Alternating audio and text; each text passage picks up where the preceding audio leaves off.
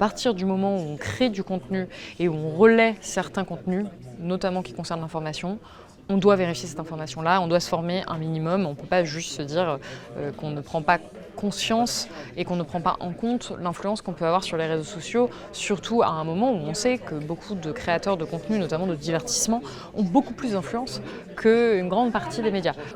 Gros obstacles auxquels on doit faire face aujourd'hui et qui expliquent, je pense, cette étude qui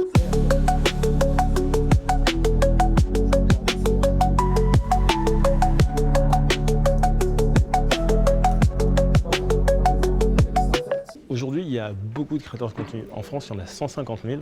Et donc, dans ces 150 000 créateurs de contenu, je pense qu'il y a une chose qui est essentielle, c'est de pouvoir former ces créateurs de contenu et les sensibiliser, parce qu'au final, c'est un métier qui n'existait pas il y a 15 ans.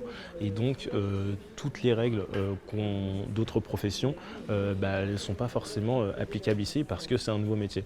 Et donc, ce qui est important aujourd'hui, voilà, c'est de pouvoir développer une offre de formation. C'est un peu ce que peut proposer la RPP sur des sujets plutôt d'influence ou ce que propose l'UNESCO avec sa nouvelle formation.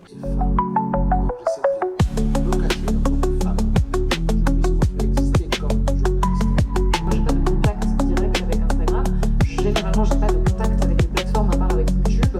Donc encore une fois, on n'a pas eu finalement beaucoup de créateurs de contenu. Aujourd'hui, 30 pays membres de l'UNESCO avec qui on travaille et qu'on aide à élaborer des stratégies.